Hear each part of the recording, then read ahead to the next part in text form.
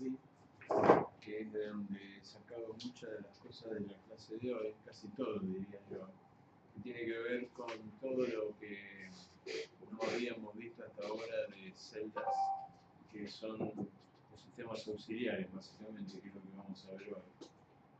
O sea, vamos a ver todo lo que es el balance de planta, cómo se humidifican los gases para mantener el balance de agua en la membrana.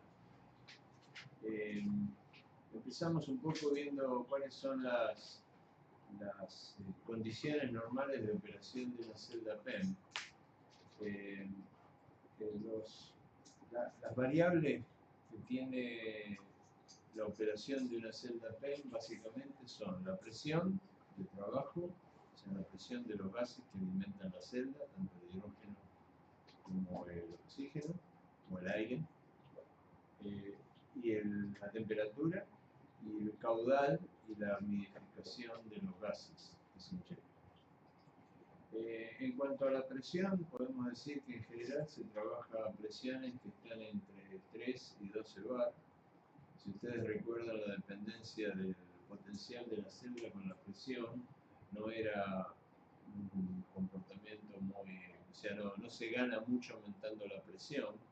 O sea que si se trabaja a presiones altas, no es básicamente por mejorar el voltaje de la celda, sino más por otras cuestiones que vamos a ver durante esta clase.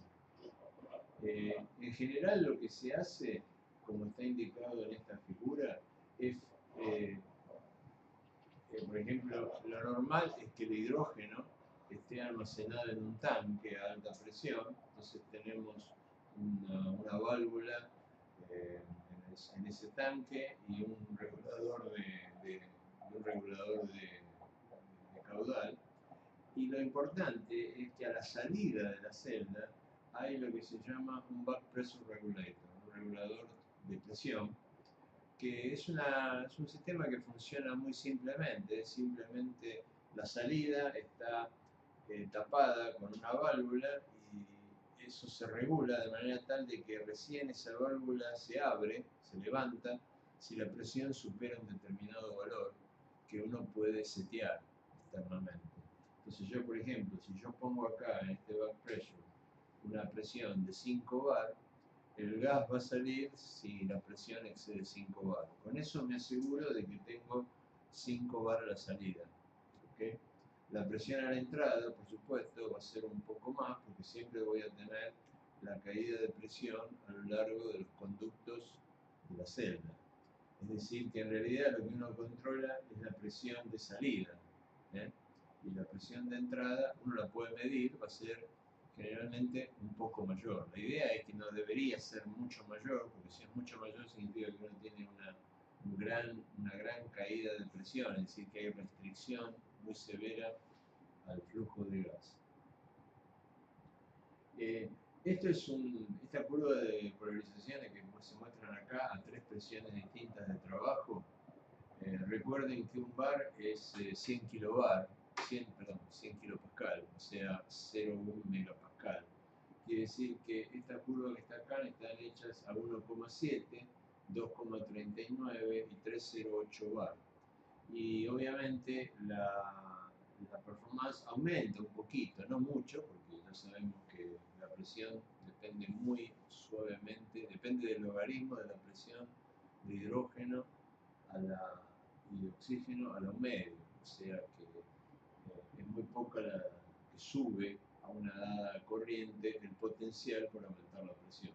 Pero típicamente lo que uno debe observar en un sistema que está funcionando bien es que si uno aumenta la presión debe observar un pequeño incremento de la corriente cuando trabaja a una cierta tensión o de la tensión cuando trabaja a una cierta corriente.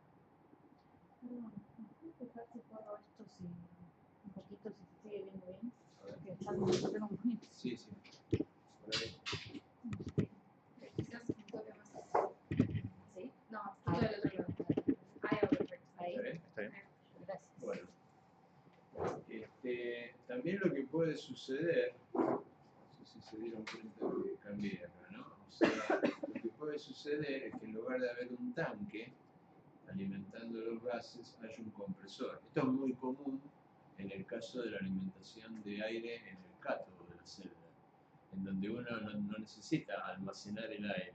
El aire está en el ambiente y lo único que tiene que hacer uno es tener un soplador, un compresor, que lo impulse a una cierta presión sobre la celda.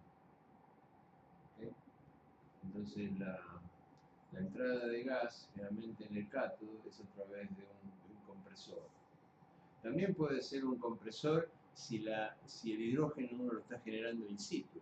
Si uno tiene, por ejemplo, una celda solar y está produciendo en un electrolizador hidrógeno, a la salida del electrolizador se pone un compresor y el hidrógeno que es producido in situ se lo inyecta en la celda y ahí no hay ningún tubo de gas, es simplemente comprimir el hidrógeno que uno está produciendo. En cuanto a la temperatura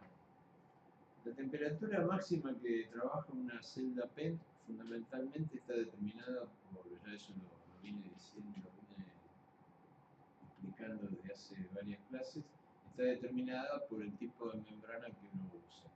Generalmente, para las celdas más comunes que tienen membranas de nafio, esa temperatura óptima de trabajo está entre 75 y 80 grados.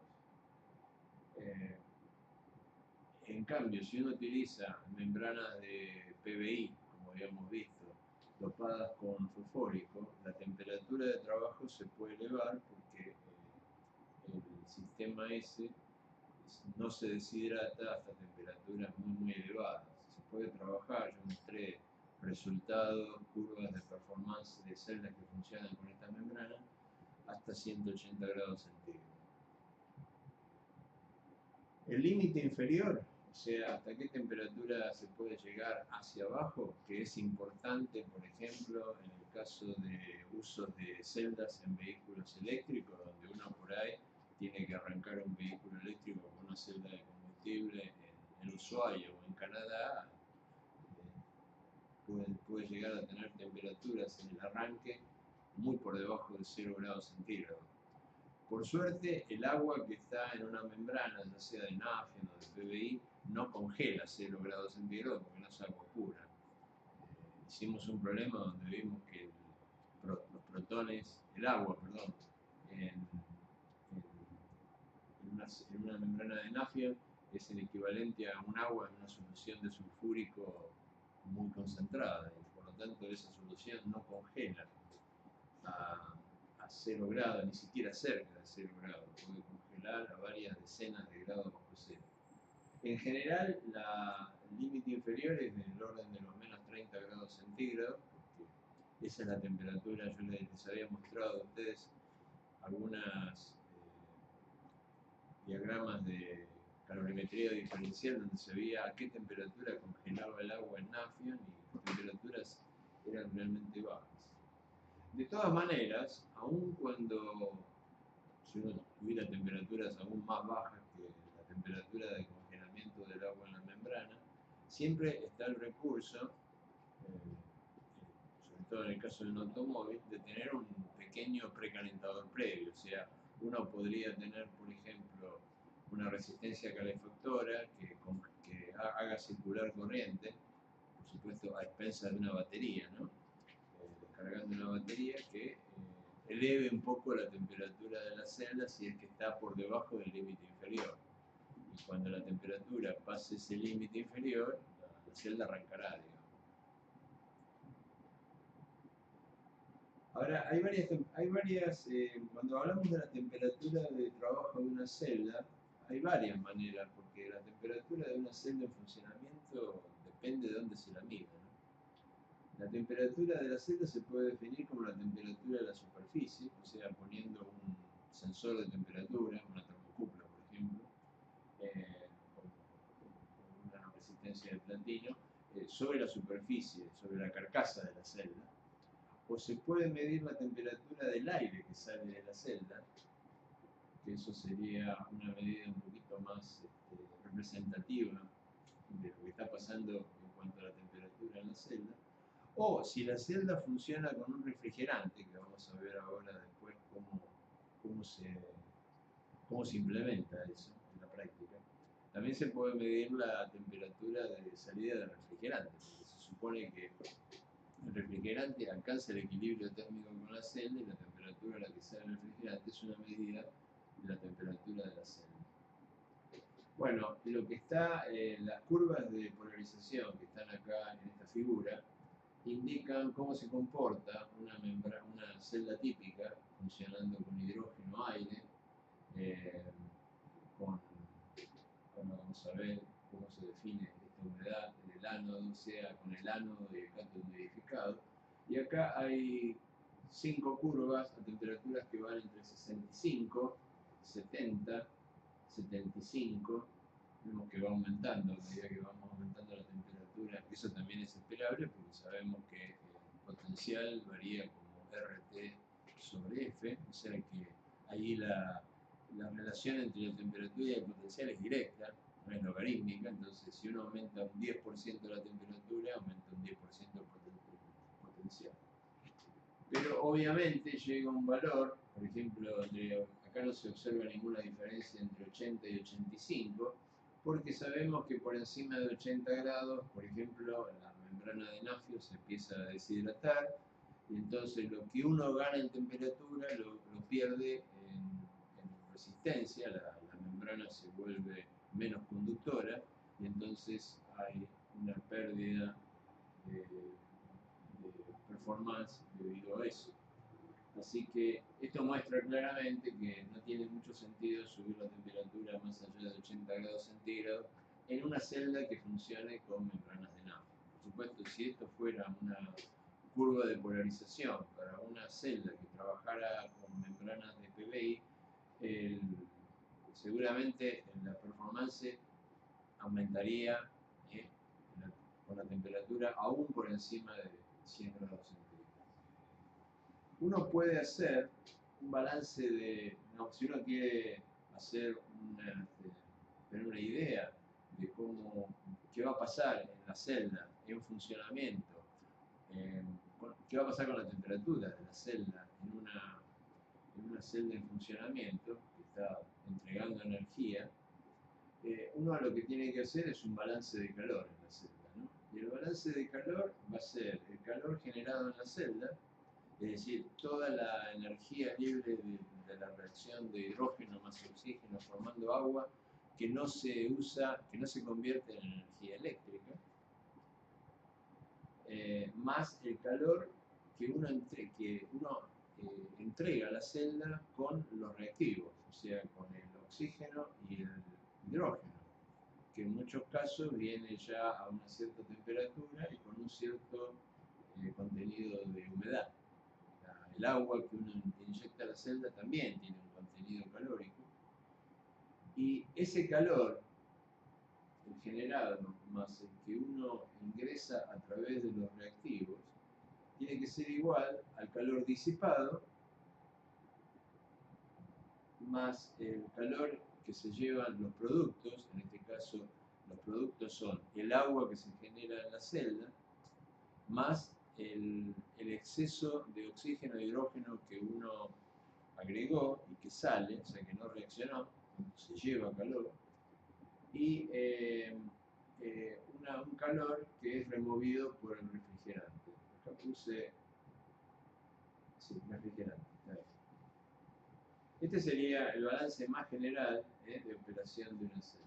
Obviamente esto es muy fácil, este balance es muy fácil escribirlo, después en la práctica implementarlo en una celda vamos a ver que es un poquito más complicado. Pero eso es básicamente cuando uno tiene que hacer un balance energético, estas son las cosas que tiene que tener en cuenta. Respecto del caudal de reactantes y productos, la cantidad de reactivos que debe entrar en la celda por unidad de tiempo,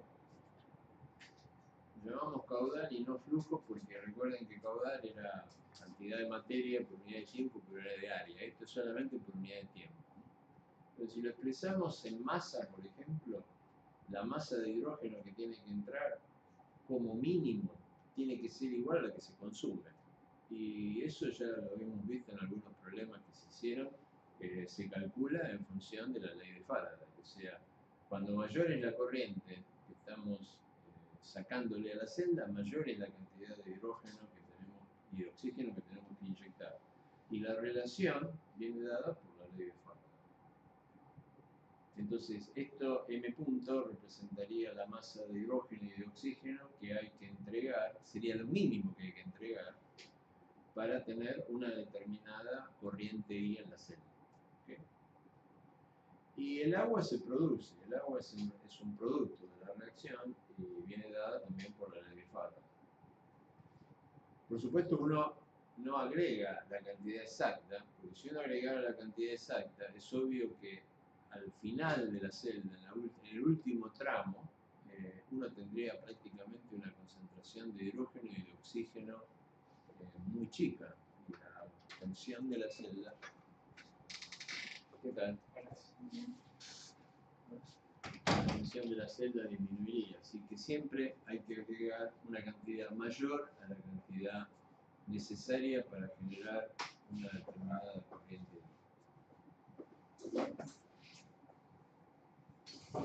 Si en esta tabla está resumido, usando las ecuaciones que están acá, que no es otra cosa que la ley de Faraday, está resumido cuánto hidrógeno y oxígeno se consume y cuánta agua se genera por celda para una corriente de 1 ampere. ¿Okay? Independientemente de cuál sea el área activa, o sea, 1 ampere en total. Por supuesto, si la celda tiene una corriente mayor, hay que multiplicarla por la corriente. Pero por ampere, esta es la cantidad expresada en distintas unidades. Expresada en moles por segundo, en gramos por segundo, en litros normales por minuto, acá le falta menos, y en metros cúbicos normales por hora. Son las distintas unidades que se suelen expresar. En la práctica, la gente que trabaja en la aplicación de la celda, generalmente estos números no los dan ni en moles ni en gramos, los dan generalmente en litros por minuto o en metros cúbicos por hora. Y como ven ustedes, son cantidades chicas, pero hay que tener en cuenta que en una celda circulan corrientes que son muy grandes. Además, estas cantidades son muy chicas cuando están expresadas por segundo, cuando uno las expresa por hora ya no son tan chicas. Hay dos parámetros relacionados con el caudal, o sea, con la cantidad de combustible, oxígeno y agua que se produce en la celda, que son importantes. Uno es lo que se llama la relación estequiométrica, que es el caudal a la entrada sobre el caudal consumido. Es decir, yo dije recién que uno tiene que generalmente inyectar una cantidad de oxígeno e hidrógeno más grande que la que corresponde al consumo dado por la ley de Faraday. Si no, se quedaría sin oxígeno, sin hidrógeno, llegaría al final de la celda con una concentración o presión de hidrógeno y oxígeno nula. Entonces, la relación estequiométrica de alguna manera me está indicando cuál es la cantidad en exceso, ¿no?, respecto de la que se consume, dada por estas ecuaciones. O sea que, por ejemplo, si S es igual a 2, significa que yo estoy inyectando el doble de la cantidad de hidrógeno o de la cantidad de oxígeno que se necesita para mantener la corriente que quiero mantener. Y el otro parámetro que también se suele usar es lo que se llama la utilización del combustible, que en realidad es la inversa de esto, es decir, qué fracción del combustible yo estoy usando. Si, en el ejemplo anterior que di, si yo estoy usando una relación estequiométrica de 2, es decir, estoy usando el doble del hidrógeno que se consume en la reacción, evidentemente estoy utilizando el 50%, estoy utilizando un factor 0,5 del hidrógeno que necesito para mantener esa corriente. O sea que en realidad uno trabaja con S o trabaja con la utilización, es lo mismo, la relación es muy simple, uno es la inversa del otro.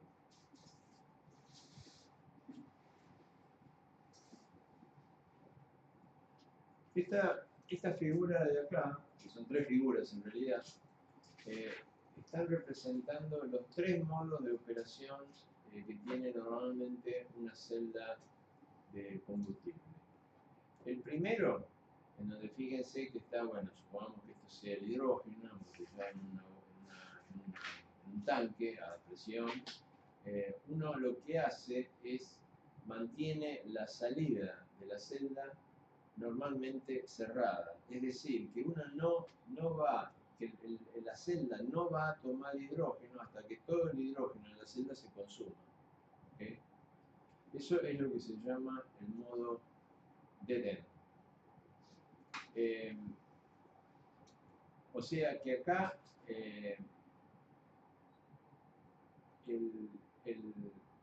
si no hay pérdidas en la celda, si no hay ninguna pérdida, todo el hidrógeno que uno suministra a la celda se consume.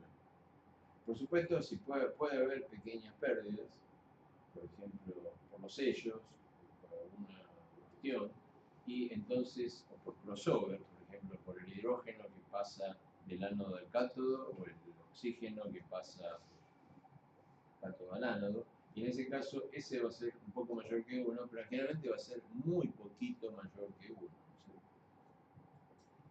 El oxígeno, esto es un modo bastante común de trabajar en celdas chicas, en celdas de laboratorio, cuando uno está haciendo investigación, digamos, de material, porque obviamente es la forma de no tener que gastar demasiado hidrógeno, ¿no?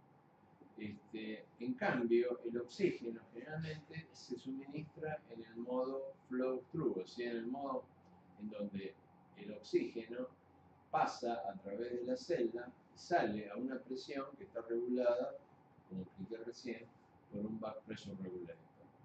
Es decir, que acá, si esto fuera aire, por ejemplo, y en lugar de una botella fuera un compresor, uno puede darse el lujo de mantener una relación estequiométrica para el oxígeno mucho más grande que 1, total, el aire gratis, y entonces uno tiene la seguridad de que independientemente de cuánto aire y por lo tanto cuánto oxígeno se consuma en la celda, siempre va a haber suficiente oxígeno en todo el sistema. Ahora, en celdas comerciales, cuando uno realmente tiene que economizar el combustible, sobre todo el hidrógeno, lo que se suele usar es un modo de recirculación, en donde es una combinación entre este y este en realidad, porque la celda está cerrada, pero el combustible, por ejemplo el hidrógeno, que no es utilizado en la celda, como estamos trabajando con un S mayor que 1, no se tira al ambiente, sino que es recirculado. Entonces es el mismo, y uno puede trabajar con un S mayor que 1, pero no perdiendo hidrógeno. ¿Okay? De alguna manera lo recircula. ¿Okay? Este es el método, la forma más inteligente en realidad de trabajar, porque esto permite tener una estequiometría alta, un S mayor que 1, sin tirar hidrógeno.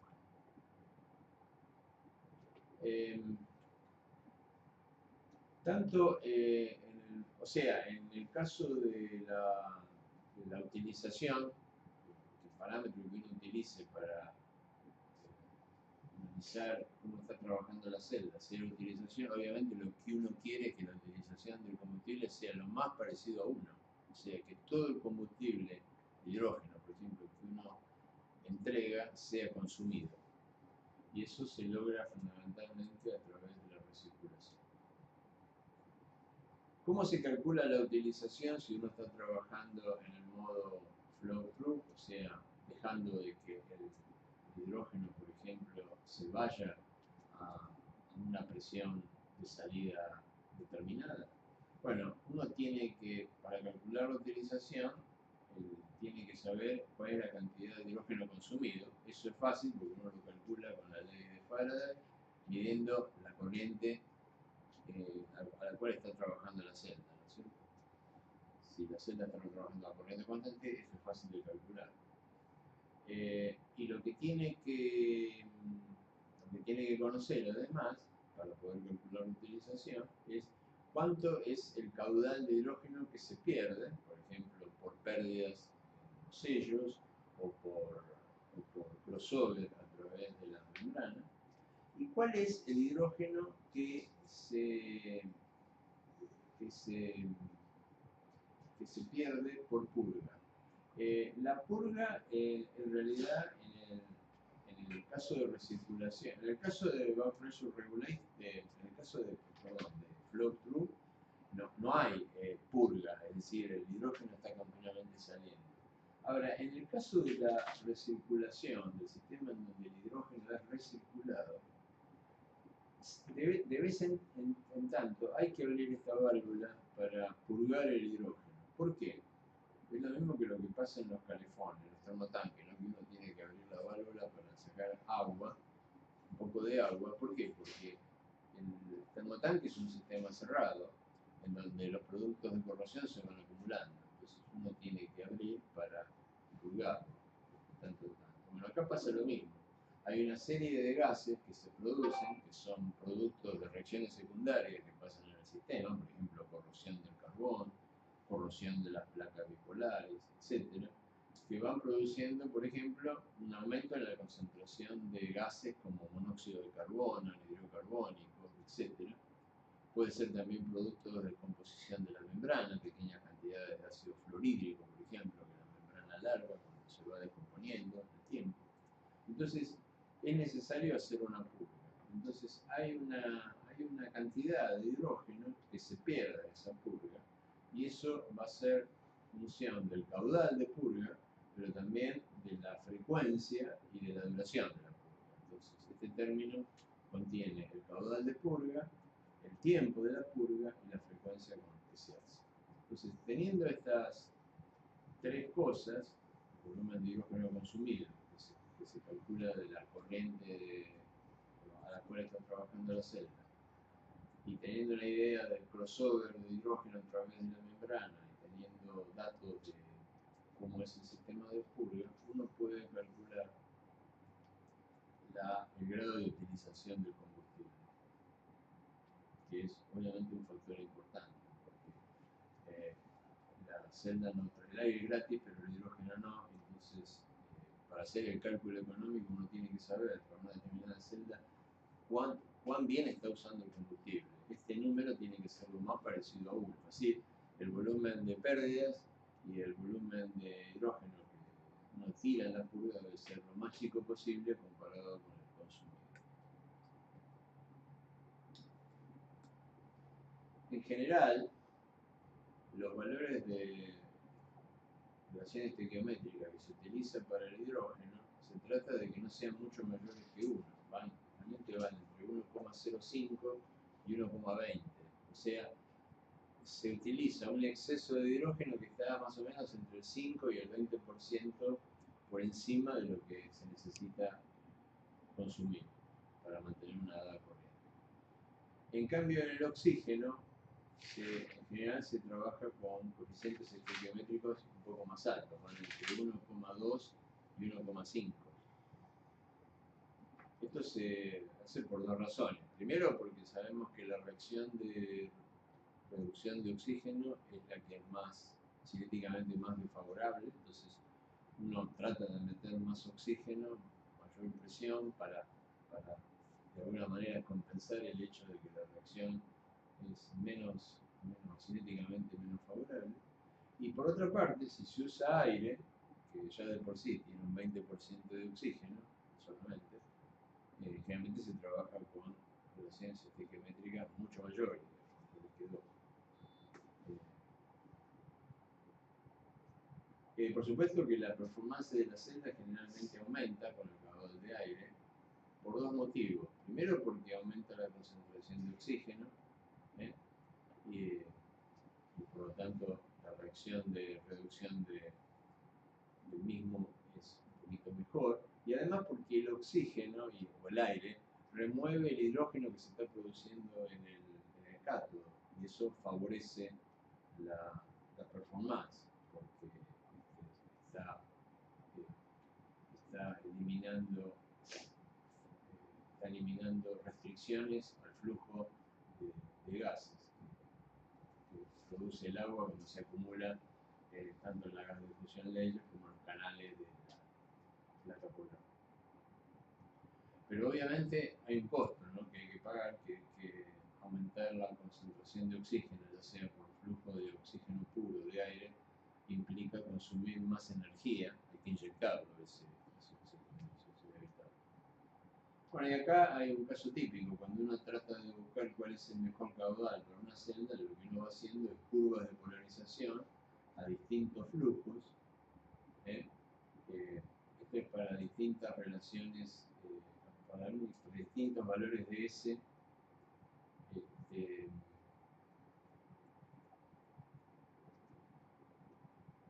distintos caudales.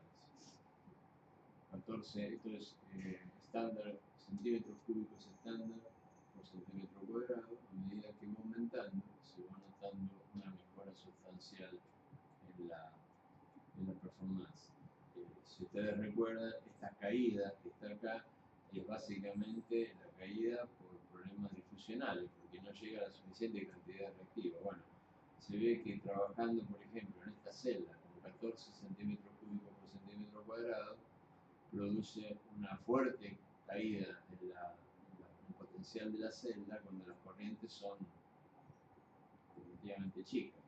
Si uno quiere mantener corrientes altas a potenciales razonables, tiene que aumentar el caudal hasta valores 26. Fíjense que tampoco es extremadamente grande la diferencia entre este caudal, que produce una curva de polarización bastante mala, que es 14 centímetros cúbicos minutos por centímetro cuadrado de área activa de celda, al aumentarlo al doble, se produce una verdadera mejora en la celda. Por ejemplo, esta celda con 26 centímetros cúbicos por centímetro cuadrado puede mantener 1 ampere por centímetro, le falta un cuadrado, es 1 ampere por centímetro cuadrado, con tensiones de 0,6 voltios, un funcionamiento correcto.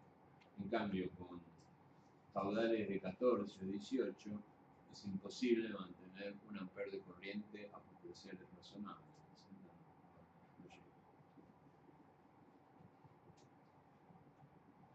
Este gráfico que está acá muestra un poco cómo es la fracción de oxígeno que hay en la celda en función de la distancia. O sea, esto sería la entrada de la celda y esto sería a la salida de la celda, independientemente de cuántas celdas tenga el estar, ¿no?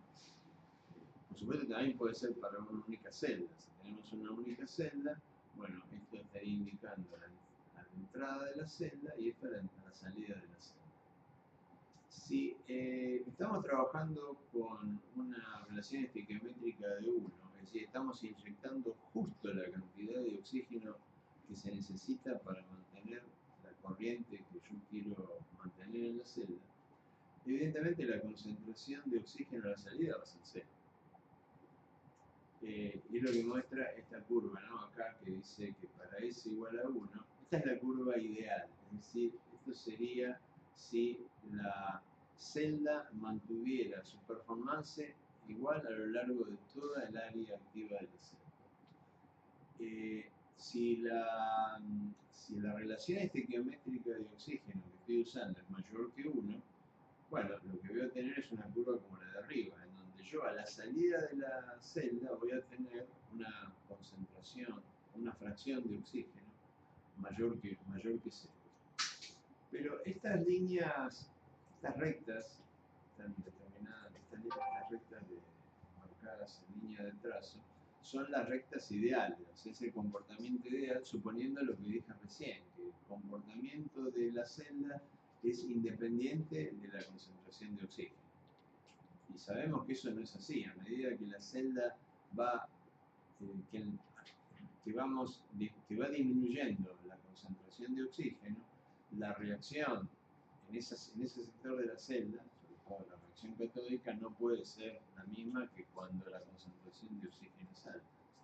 Entonces, las curvas continuas que están acá representarían el comportamiento real, ¿no es cierto?, en donde la caída de la fracción de oxígeno es más grande al principio, porque ahí es donde se consume más oxígeno. Y al final, obviamente, como hay menos oxígeno, hay menos reacción. Entonces, hay una mayor caída en la fracción de oxígeno en los primeros sectores de la celda, hay mayor presión de oxígeno, y cae más fuerte, y después cae más lentamente simplemente por el hecho de que hay menos oxígeno. O sea, es un problema de retroalimentación negativa. Cuando más oxígeno hay, más rápido se consume y por lo tanto después queda menos y el consumo es mucho más lento.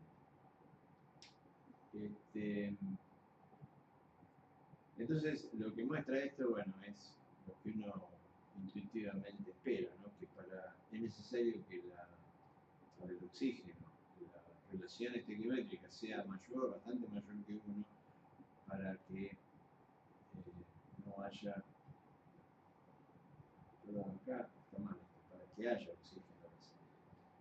Para que haya. Bueno, ¿te puedo preguntar? Sí. Eso de que se aleje de la recta ideal tiene que ver con que la reacción, o sea, es una cuestión cinética o es una cuestión de transporte.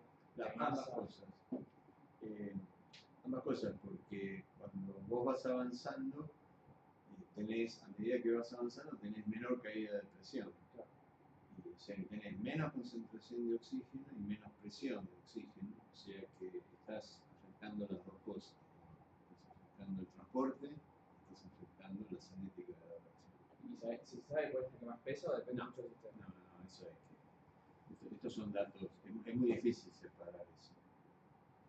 Bueno, a ver, podés hacer un sistema en donde, como vamos a ver después, vos estás trabajando con una monocelda y haces un diseño inteligente de los canales por donde llega el oxígeno, vos podés evitar que haya gradientes de oxígeno. Entonces ahí el único efecto que te quedaría es el efecto cinético.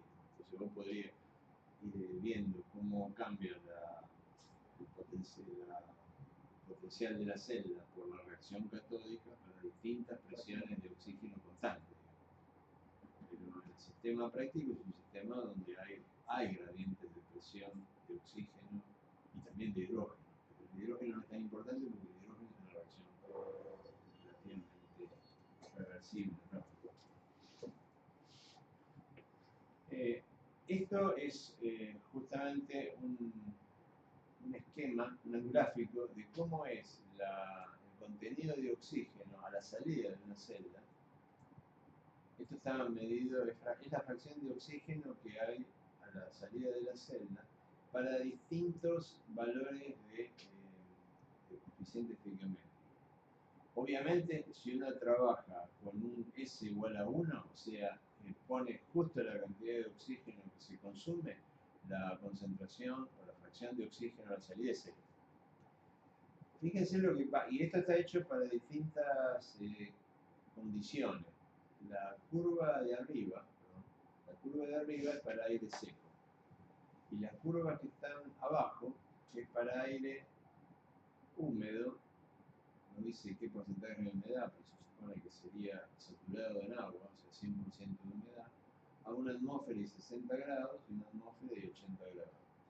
¿Por qué es menor la concentración de oxígeno en general cuando yo tengo humedad en el aire? Bueno, simplemente por la presencia porque esta es la fracción de oxígeno en el gas.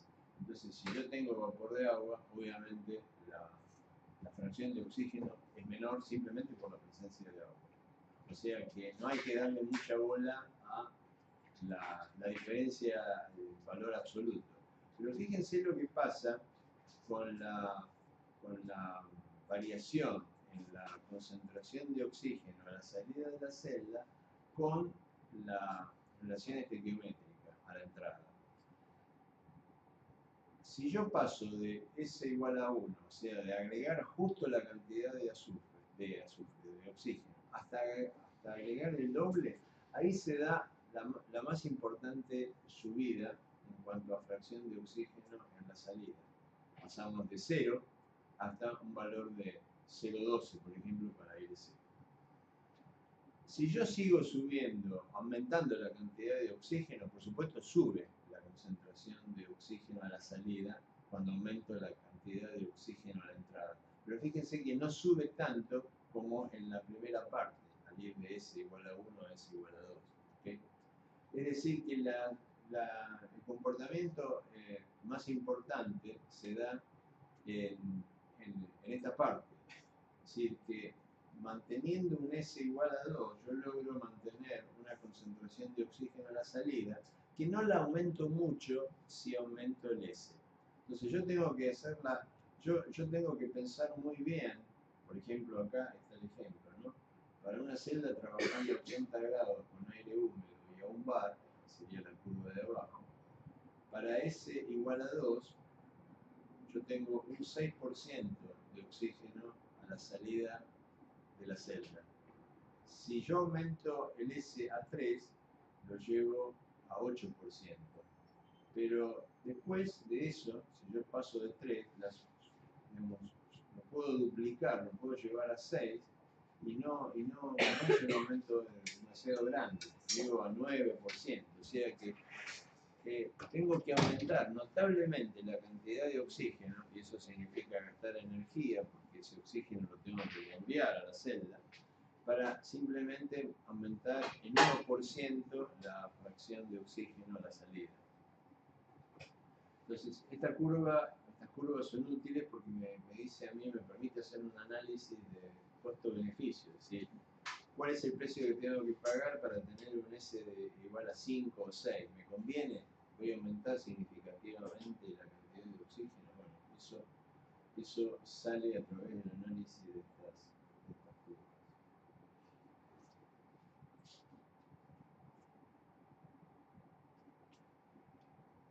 La humidificación de los gases es un tema, quizás uno de los temas más importantes en la celda PEM, por la dependencia que tiene la conductividad de la membrana con el contenido de agua en la membrana. La necesidad de mantener húmeda la membrana hace que uno tenga que humidificar tanto el hidrógeno como el oxígeno. En el caso del oxígeno, tal vez es menos grave, porque como ustedes vieron, el agua en la celda se produce en el cátodo, que es donde uno inyecta el oxígeno. O sea que hay el cátodo ya de por sí está humidificado, la zona de la membrana cercana al cátodo está más humidificada que la del ánodo, porque ahí es donde se produce agua. El hidrógeno sí o sí hay que humidificarlo, porque el ánodo si no va a estar seco y vamos a tener una porción de la membrana cercana al ánodo que va a tener una baja conductividad. ¿Cómo se define la humedad? Bueno, una de las formas es definir una relación molar de humedad. Está definida como este parámetro G, que es el número de moles de vapor de agua dividido el número de moles de gas, o sea, hidrógeno o oxígeno. O sea que es la presión de vapor del agua, a la temperatura a la cual esté trabajando la celda, a la que esté inyectando el gas a la entrada de la celda, dividido la presión de gas. Acá falta un menos. O sea que la presión, esta expresión, relación de humedad, la puedo escribir como la presión de vapor del agua a la temperatura de trabajo de la temperatura de entrada de la celda, dividido la presión total menos la presión de vapor de agua, que esta diferencia es la presión de gas. Pero también se puede expresar en términos de la humedad relativa del gas. La humedad relativa de un gas, la humedad relativa del aire, se define como la presión de vapor de agua dividido la presión de saturación. Es decir, la presión que tiene el agua líquida, la presión de vapor del agua líquida a esa temperatura. Ustedes saben por termodinámica,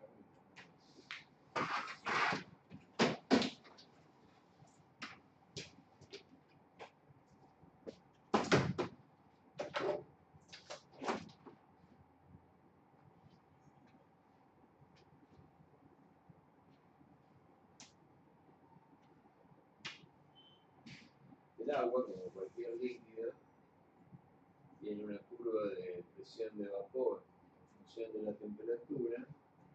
Ustedes saben si una presión de tipo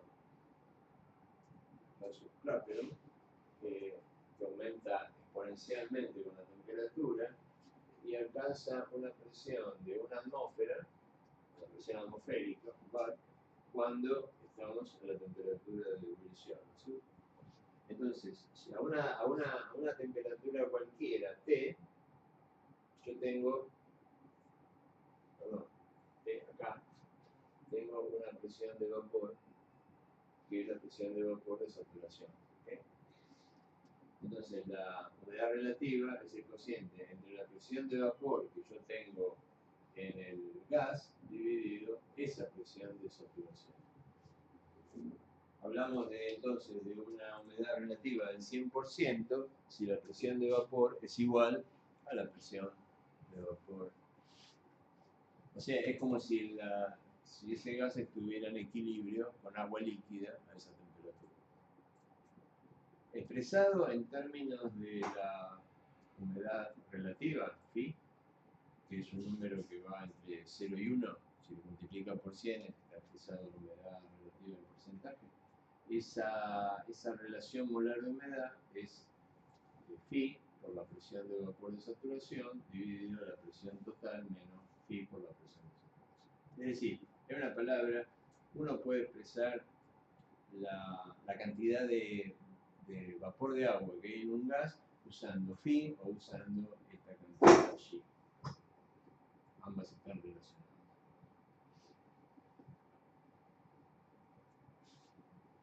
Ahora, ¿cuál es el contenido entálpico de un gas húmedo expresado como esta H minúscula, que es una entalpía específica? Es la entalpía del gas por unidad de masa, por gramo. Bueno, esa entalpía específica del gas va a venir dado por en todas estas expresiones, como la entalpía es una cantidad que no es absoluta, a diferencia de la entropía, donde tiene un cero, uno puede medir un cero de entropía y medir todo respecto de ese cero. No ocurre lo mismo con la entalpía. Entonces, para la entalpía, para cambios de entalpía, uno tiene que definir un valor de referencia. Bueno, en este caso vamos a tomar como referencia la entalpía a 0 grados centígrados. Eso me permite trabajar con la temperatura, en lugar de trabajar en temperaturas absolutas, como trabajamos normalmente, si defino la entalpía 0 a 0 grados, el delta T es directamente la temperatura en Celsius.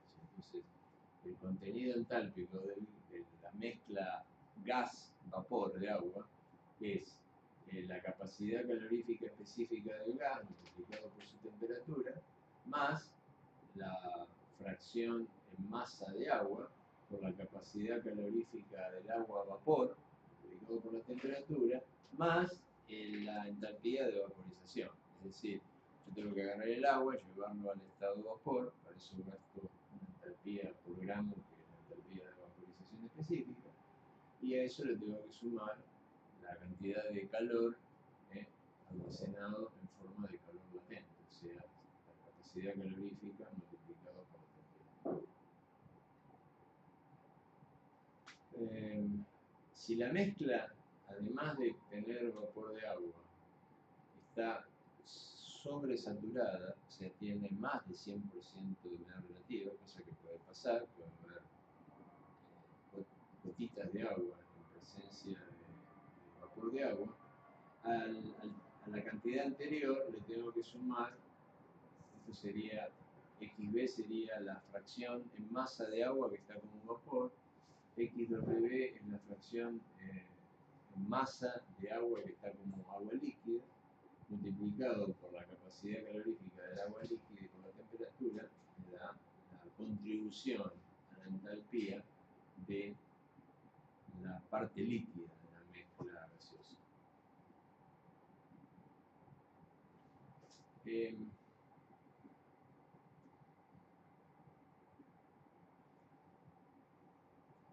Si en el gas, ya sea tanto en el oxígeno como en el hidrógeno, hay agua líquida, eso significa que el vapor está saturado y entonces la fracción molar de agua-vapor es directamente la que corresponde a saturación. exceso es agua líquida. Entonces, en ese caso, donde hay agua saturada, vapor saturado, la cantidad de agua necesaria para modificar el gas puede ser grande, especialmente a alta temperatura.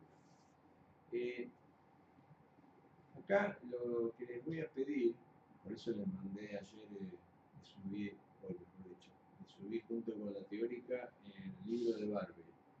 En ese libro, en el capítulo 6, que es donde está sacado la mayor parte de esta clase, hay ejemplos numéricos. Les voy a pedir para la clase que viene el jueves, clase mundial, que uno de ustedes, la otra vez que quedamos 4, la semana pasada habíamos, no me acuerdo quién eran los 4, me acuerdo que eran 4 mujeres, así que es muy probable que sean ustedes 4. Tenían que mirar un gráfico, ¿se acuerdan? El último gráfico de la penúltima teórica, creo que era la H. Sí, la H. Bueno, el jueves, no me olvidé, o sea, el jueves cada uno de ustedes 4 nos van a explicar uno de esos gráficos. En 5 minutos, no más de 5 minutos. Y los varones, que no estaban ese día, porque se habían rajado, lo que van a hacer es van a resolver, hay 2 problemas para mirar. Primero no lo tienen que resolver, lo tienen que leer del libro y lo tienen que explicar. ¿Se entiende? Hasta estos problemas. Sí, este es uno, este es el primero, así que vos y Federico, Emanuel, elijan uno. Si querés, elegimos este y Emanuel. Bueno. Okay. Es un ejemplo donde se utilizan todas las cosas que vimos hasta acá. Es decir, el problema pide calcular cuál es la cantidad de agua necesaria. Quiero ver si se entiende el sentido del problema. El problema es calcular la cantidad de agua necesaria para humidificar una celda, humidificar al 100% una celda que tiene 300 centímetros cuadrados de área activa, que opera a 0,6 amperes por centímetro cuadrado y 0,65 voltios a 60 grados, cuando el aire que se inyecta, con una relación estequiométrica de 2 y una presión de 1,15 bar, se humidifica con agua a 60 grados. Las condiciones del ambiente son un bar, 20 grados centígrados, 60% de humedad relativa. El resultado de ese problema, que Federico lo va a explicar el jueves que viene, indica que la cantidad de agua que se necesita para lograr ese nivel de humidificación a esa temperatura son 56 gramos de agua por hora. Y lo que va a mostrar también es que esa celda funcionando, el cátodo de esa celda funcionando en esas condiciones, genera 60,5 gramos por hora. O sea, la conclusión de este problema es que la cantidad de agua que se genera en la celda es suficiente para mantener la humidificación de 100%. Genera más agua que la que yo necesito. ¿Okay? Si eso no fuera así, si supongamos que la respuesta hubiera sido que la celda genera 30 gramos por hora en lugar de 60, yo para llegar a humidificar al 100% necesitaría agregar ese agua que me falta. O sea, lo que muestra este problema es que uno puede elegir las condiciones de trabajo de manera tal de que el agua que se necesita para mantener 100% humidificado, en este caso el cátodo, el aire, no es necesario agregarlo, es provisto por la propia celda. ¿Okay? Eso es una gran ventaja. Así que bueno, este problema, míralo, está explicado, utilizan todas las ecuaciones que hemos visto hasta ahora, y va básicamente un balance de calor, ¿no? Un balance de entalpía.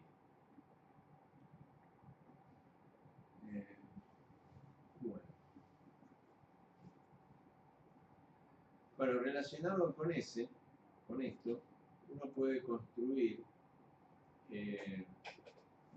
sí, por ejemplo, haciendo cálculos como el del problema este que va a explicar Federico, uno puede construir tablas como esta, donde se muestra temperatura en función de la presión de trabajo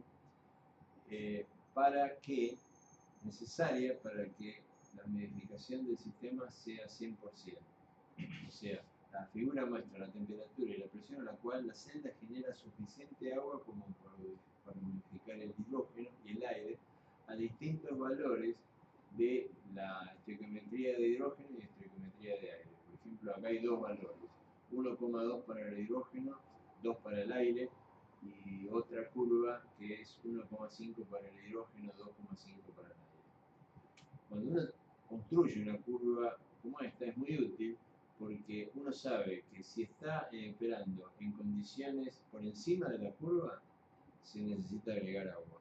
Mientras que si uno está operando por debajo de la curva, temperaturas y presiones por debajo de la curva, no se necesita agregar agua. Es una forma, una vez que uno tiene esa información, sabe perfectamente si requiere o no agregar agua. En el ejemplo del problema anterior, obviamente estamos en un caso donde no se requiere agregar agua, donde la cantidad de agua que genera el cátodo de la celda es mayor que la cantidad de agua que se requiere para mantener 100% de humidificación.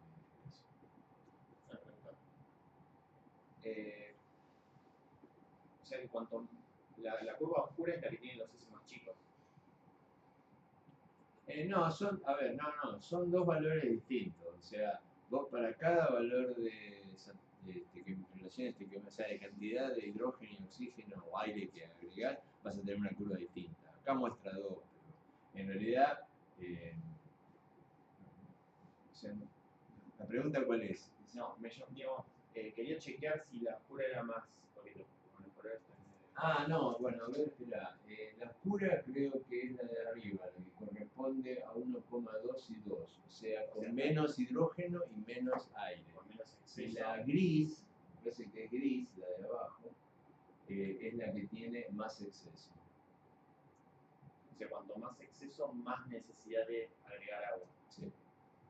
Esa sería la conclusión. Ahora, eso, este cálculo, como lo va a explicar Federico, hace un montón de suposiciones. Por ejemplo, supone que la celda es isotérmica. Hace un montón de suposiciones. Y eso hace que el sistema, los cálculos a veces no sean exactamente compatibles con la realidad. La realidad muestra que, por ejemplo, si esto es un gráfico en donde se muestra el flujo de agua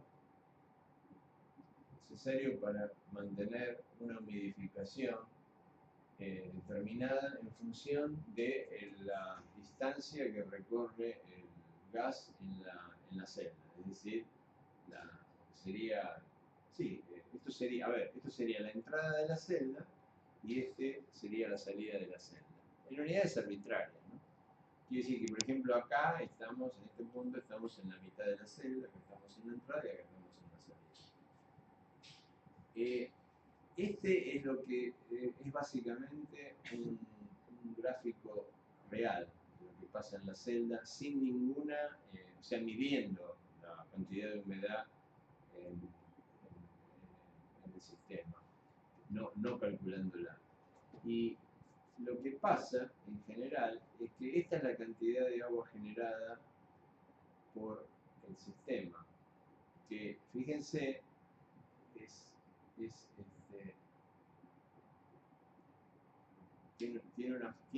está siempre, excepto al principio, en la zona más cercana a la entrada, es una cantidad que es menor a la cantidad necesaria para saturar el aire, o sea, para tener 100% de humedad en el aire. Quiere decir que en general, salvo en la situación inicial, en el tramo inicial de la celda, la cantidad de agua generada generalmente está siempre por encima de la cantidad necesaria para saturar el aire. ¿Okay? Y eso se va haciendo cada vez más parecida a medida que nos acercamos a la salida de la celda. Y la figura que está acá a la derecha, abajo, lo que muestra es el perfil de temperatura y humedad en una celda que está alimentada con aire humidificado, pero está alimentada con aire a temperatura ambiente, y cuando el aire entra a la celda, este es el perfil de temperatura de la celda. Una celda que está trabajando en este ejemplo, a 60 grados centígrados. Pero ¿qué pasa? Yo a la entrada de la celda estoy inyectando aire a temperatura ambiente. Entonces, la entrada de la celda no está a 60 grados, está a una temperatura menor, porque está como enfriada por el aire que estoy inyectando, y el hidrógeno también, a temperatura ambiente. Entonces yo tengo un perfil, esto es la distancia a lo largo del cátodo, o sea, del canal por donde circula el aire. Esta sería la entrada y 100 significa la salida.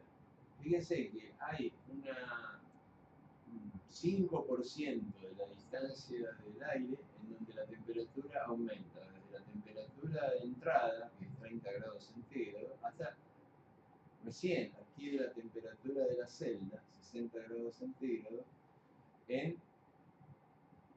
digamos, en el primer 5% de recorrido del aire, aproximadamente. Y después se mantiene constante. Ahora, ¿qué efecto tiene esa variación de temperatura del aire que entró humidificado a un valor de 80%, por ejemplo acá parece como un 80% del aire, pero al calentarse, al empezar a calentarse de la temperatura del aire hasta 60 grados, el efecto de empezar a calentarse es disminuir la humedad relativa. Y esa humedad relativa cae a casi el 25% en los primeros 5% de recorrido en el cátodo. Y después, sí, a medida que la temperatura empieza a estabilizarse, y que empieza a tomar el agua que está produciendo la celda, esa humidificación empieza a aumentar. Pero fíjense que recién llega al 100% de humidificación, que es lo recomendado, cuando estamos casi a la salida de la celda. O sea que hay en la mayor parte del recorrido del aire, en el cátodo, la celda, el aire está con una humidificación relativamente baja. Entonces, cuando uno ve estos perfiles de temperatura, ¿cómo puede mejorar uno la humidificación? ¿Cómo puede ser que la humidificación sea más pareja y no baje de 80%? O sea, yo entro con 80% de humedad en el aire y el efecto de aumento de temperatura me la baja, y después el efecto de generación de agua en la celda me la sube, pero yo tengo un gran intervalo de cátodo en donde la humedad es relativamente baja. Por ejemplo, toda esta zona, la primera mitad de la celda, la humedad está por debajo del 60%. Entonces, lo que se puede hacer, una de las cosas que se puede hacer, sabiendo que los perfiles de humedad son así, es hacer fluir un refrigerante en contracorriente de manera tal de que remueva el calor generado en la última parte de la celda y me caliente la entrada de aire. O sea, que el aire no sufra este gradiente de temperatura que produce la bajada brusca de humedad. Es decir, uno puede influir sobre la humedad del aire que circula por el cátodo variando el perfil de temperatura. O sea, básicamente evitando esta caída de temperatura que se da a la entrada. ¿Cómo?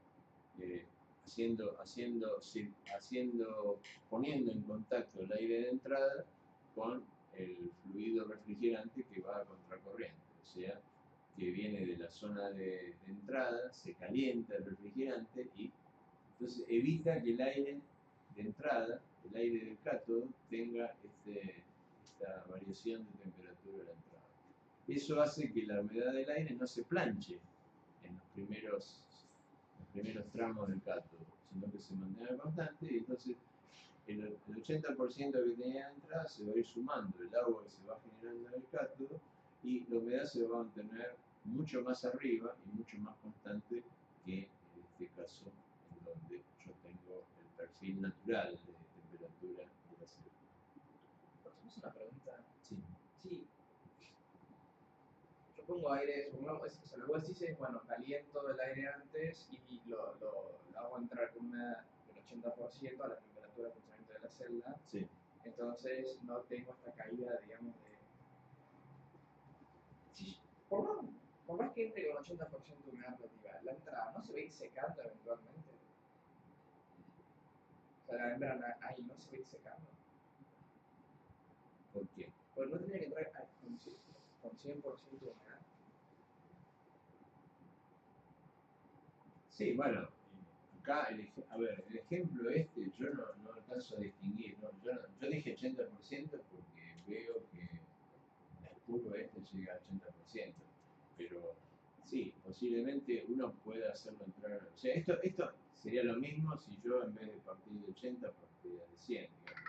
O sea, bajaría, tal vez no baje a 25, baje un poco menos, pero bajada lo vas a tener. No, sí, pero no me refiero, me refiero a digamos, uno lo que tiene que evitar es que se seque la membrana en una parte, digamos. Al final no se va a secar porque ya está toda la acumulación de agua que se fue generando en la celda. Sí. Y donde el único donde se puede secar es en la entrada porque salvo que uno haga entrar al aire completamente saturado. Sí. Sí.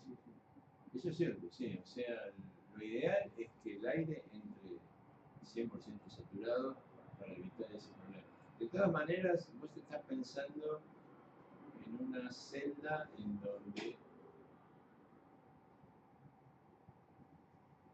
No, está bien, sí.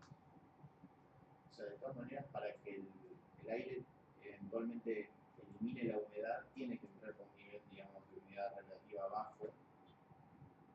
Y digamos, el perfil de humedad va a ser una consecuencia. El perfil de humedad va a ser una consecuencia primero de la temperatura. Porque vos cambiando la temperatura estás cambiando la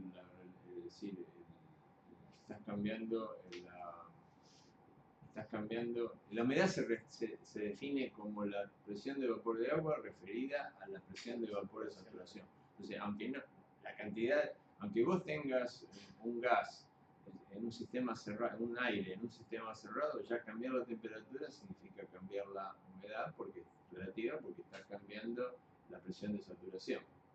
¿Okay? O sea, simple hecho de calentar el gas significa que vos estás bajando la presión relativa porque tenés la presión de saturación te sube. ¿Okay?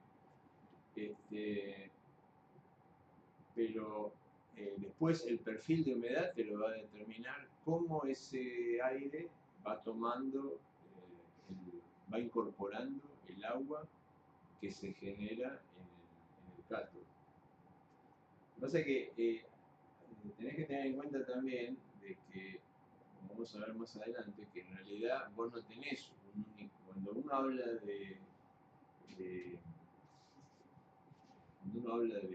recorrido a lo largo del cátodo, esto puede ser un sistema que tenga varias celdas y depende de cómo estén conectadas cada celda al canal, ¿no es cierto? Es decir, vamos a ver los sistemas de llegada, los sistemas de cómo son los canales de entrada de aire y de hidrógeno, y vamos a ver que en realidad vos tenés, cada celda la tenés alimentada con un manifold que alimenta oxígeno en cada una de las celdas. No es que primero pasa el oxígeno por la primera celda, después por la segunda, porque si fuera así, al llegar a la última celda prácticamente ya no te quedaría oxígeno, ¿no es cierto? Y tendría casi todo el gas sería agua. Entonces, en realidad depende de cómo esté también conectado la inyección de hidrógeno y la inyección de aire en la celda. Si tenés una sola celda, sí, obviamente a la entrada siempre vas a tener menos agua que en la salida. Eso puede no ser cierto en un sistema formado por varias celdas. Va a depender de la forma en que entren los gases. Bueno, vamos a ver esto. Cuando uno tiene que hacer balance de energía en una celda, lo que tiene que saber es cómo es la suma de entalpía de todos los gases reactantes, o sea, hidrógeno y oxígeno. Esto también vale también, por supuesto, para una celda de otro tipo, no solamente para las celdas PEM. Para las celdas PEM esto es relativamente simple porque los únicos gases que uno tiene que considerar acá en la entrada es el hidrógeno, el oxígeno y el vapor de agua si los gases se inyectan húmedos. En una celda de óxido sólido, esto también sería, el balance sería el mismo. Lo que pasa es que en una celda de óxido sólido, en donde el hidrógeno no necesariamente tiene que ser puro, porque se puede tener porcentajes de monóxido de carbono, puede tener metano, incluso puede ser una mezcla de sin gas, un gas sin necesidad de purificar el hidrógeno. Esto se torna más complicado porque el gas puede ser el combustible puede ser una mezcla de gases muy variada. Puede tener hidrógeno, metano, monóxido de carbono, anhídrido carbónico, y todo eso es combustible para una celda de alta temperatura. En una celda PEM este balance es más simple en el sentido de que lo único que hay que considerar es hidrógeno, oxígeno, cuyas capacidades caloríficas están acá, y vapor de agua o agua líquida. Pero puede haber situaciones, y vamos a ver la clase que viene o la semana que viene, celdas de metanol donde el combustible es combustible líquido, y en ese caso, bueno, habrá que considerar la entalpía de ese combustible. El balance es todo lo que entra como entalpía de los reactivos y el agua, y lo que sale es el trabajo eléctrico, el calor disipado y la entalpía de los productos. El flujo de calor, expresado como calor por unidad de tiempo, es el flujo máximo de hidrógeno multiplicado por la capacidad calorífica, y eso es el calor latente, y esto es el calor de combustión, ¿no? Recuerden que habían dos calores de combustión, uno cuando se producía agua líquida, otro cuando se producía agua vapor. Generalmente uno tiene que decidir cuál toma. En general se toma el contenido calórico máximo, que es cuando el agua se produce en estado de vapor. Hay una relación para relacionar el contenido calórico a una temperatura con el contenido calórico a otra temperatura, que es a través de conocer las capacidades caloríficas. Y el flujo de calor debido al agua es exactamente lo mismo, es decir, es la masa de agua multiplicado por la capacidad calorífica más la entalpía de vaporización. Y si hay agua líquida, el flujo de calor debido a agua líquida es directamente el caudal de agua líquida multiplicado por la capacidad calorífica. Bueno, el segundo ejemplo, el segundo problema que te toca a vos, es en la página 151 del libro que les acabo de subir. Es un ejemplo, estimar la estequiometría de oxígeno y de la cantidad de agua líquida a inyectar, de modo que una celda que genera 1 kW a 0,7 voltios esté completamente saturada a 65 grados cuando es refrigerada por evaporación de agua inyectada en la entrada de aire. Si ahora vamos a ver enseguida que hay una forma de mantener la temperatura de la celda, que es lo que se llama una refrigeración evaporativa. Cuando uno inyecta agua líquida y el agua líquida se evapora, toma calor de la celda, es decir, actúa como un refrigerante produciendo una transición de fase. La transición de fase remueve parte del calor generado en la celda. Entonces es una forma de refrigeración. O sea, acá se refrigera la celda inyectando agua, en estas condiciones, agua que tiene 20 grados y 70% de humedad, y no se usa ningún enfriamiento adicional. En el cálculo como lo vas a explicar vos, supone que el transporte de agua a través de la membrana es suficiente como para mantener las condiciones de saturación en el ánodo a esa temperatura, y la presión de entrada es 1,2 bar para el aire, para el hidrógeno, y la salida de aire es 1 bar. Básicamente lo que vas a tener que usar es estos balances de energía. ¿Okay? Así que eso lo vamos a ver el jueves. Bueno, hagamos un pequeño descanso acá y después terminamos con lo que queda, que es básicamente el diseño del stack, cómo son los canales de flujo de aire, y si tenemos tiempo empezaríamos a ver algo de la parte de degradación de la celda, cuáles son los problemas que llevan a disminución de performance por degradación de los componentes de la celda, empezando con los catalizadores y